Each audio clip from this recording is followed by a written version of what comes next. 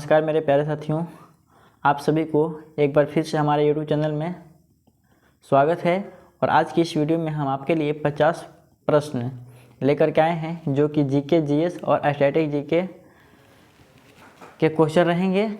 और इस क्वेश्चन को हम एक एक करके क्वेश्चन नंबर 50 तक के प्रश्नों को हम देखेंगे।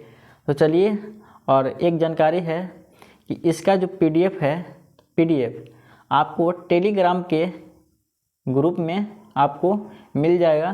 तो आप लोग हमारे टेलीग्राम के चैनल से जुड़ जाएंगे और उसमें आपका पीडीएफ जो है मिल जाएगा आपको। तो चलिए, आपका जो सवाल नंबर है पहला, देखिए पहला सवाल है कि भू स्थिर उपग्रह की पृथ्वी से ऊंचाई कितनी होती है। तो इसकी जो ऊंचाई होती है ये होती है 36,000 किलोमीटर। अगला सवाल है, चेचक के टीके की खोज किसने की। तो एडवर्ड जेनर ने। अगला सवाल, रेबीज के टीके का खोज किसने की। Lewis pasture. किसने किया? Lewis pasture. तो इन सभी प्रश्नों को ध्यानपूर्वक पढ़ेंगे। अगला सवाल, दूध से दही किस जीवाणु के कारण बनता है। तो लैक्टोबैसिलस। अगला सवाल नंबर 5, प्रस्रव तरंगों की आवृत्ति कितनी होती है। तो इसकी जो आवृत्ति होती है वो होती है 20,000 हर्ट्ज से अधिक। अगला सवाल नंबर 6, किस तापमान पर सेल्सियस और फ़ारेनहाइट का तापमान बराबर होता है। तो कितने डिग्री पे होता है? 40 डिग्री पे। चलिए आगे की ओर बढ़ते हैं। अगला सवाल आपके सामने है, सवाल नंबर 7, कांसा किसकी मिश्र धातु है। तो कांसा किसकी मिश्र धातु है। तो तांबा और टीन की। अगला सवाल है, दिलीप ट्रॉफी का संबंध किस खेल से है। तो किस खेल से है भाई? क्रिकेट से। ठीक है। अगला सवाल, एलपीजी का पूर्ण विस्तार क्या होगा। एलपीजी का पूर्ण विस्तार क्या होगा, यानी इसका एलपीजी का पूरा नाम। ठीक है, तो लिक्विफाइड पेट्रोलियम गैस, इसको याद रखेंगे। आगे बढ़ते हैं। अगला सवाल है कि गीता रहस्य पुस्तक किसने लिखी। तो इसको आपको कौन लिखे थे? बाल गंगाधर तिलक ने। चलिए आगे की ओर बढ़ते हैं। राज्यसभा में कितने सदस्यों का चुनाव हर 2 वर्ष बाद होता है। कितने सदस्यों का चुनाव होता है। तो 1/3। ठीक है, सदस्यों का चुनाव हर 2 वर्ष के बाद होता है। आगे की ओर बढ़ते हैं। अगला सवाल है कि अमेरिकी राष्ट्रपति का कार्यकाल कितने वर्ष का होता है। तो ये आपका होता है 4 वर्ष का। अगला सवाल है, सवाल नंबर 13, कि अयोध्या किस नदी के किनारे है। अयोध्या किस नदी के किनारे है भाई। तो ये है आपका सरयू नदी के किनारे।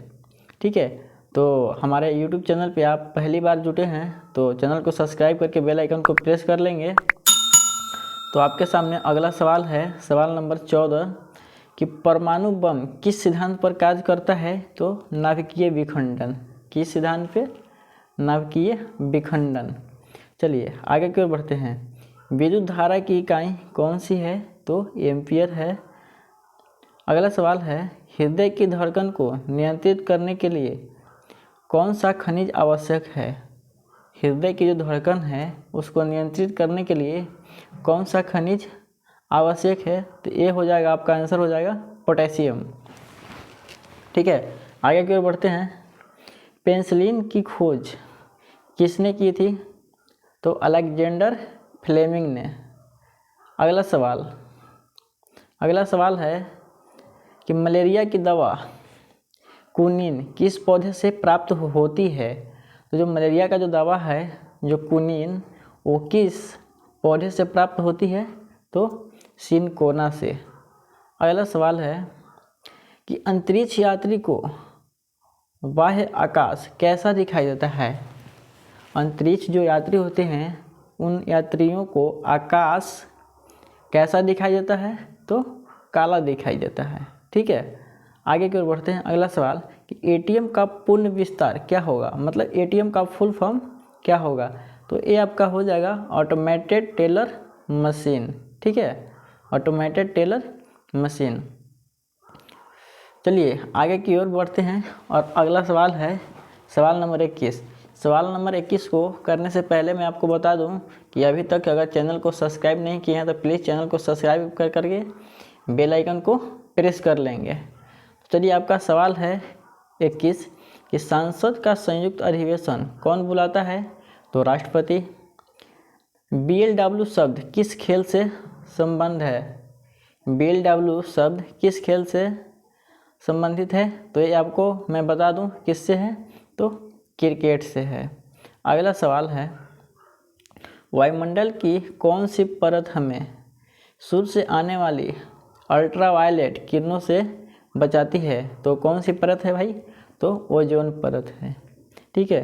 अगला सवाल ख्वाजा मोइनुद्दीन चिश्ती की दरगाह कहाँ है?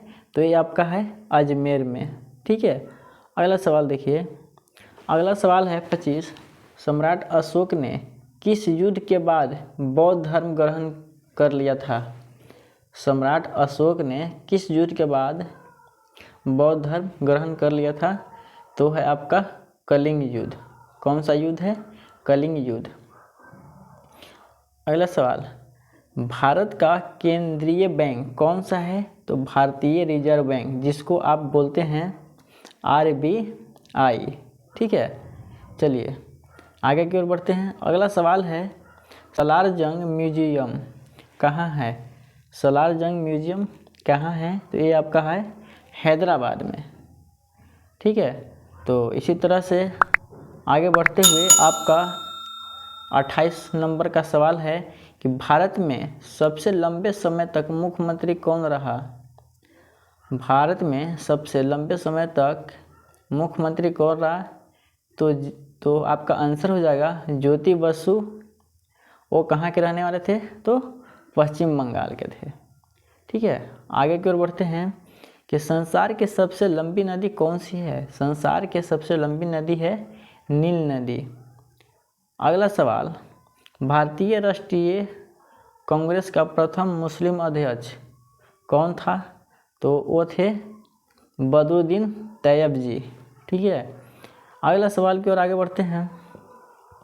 भारत के प्रथम गृह मंत्री कौन थे? तो भारत के प्रथम गृह मंत्री कौन थे? सरदार वल्लभ भाई पटेल। सवाल नंबर 32, संसार के प्रथम महिला प्रधानमंत्री कौन थे? तो ये थे श्री माओ भंडार नायके। अगला सवाल, हड़प्पा की सभ्यता किस युग से संबंधित है? तो किस युग से संबंधित है? कांस्य युग से। ठीक है। आगे बढ़ते हैं। रविंद्रनाथ टैगोर ने भारत के राष्ट्रगान के अलावा किस एक और देश का राष्ट्रगान लिखा? तो कौन से देश का लिखे थे?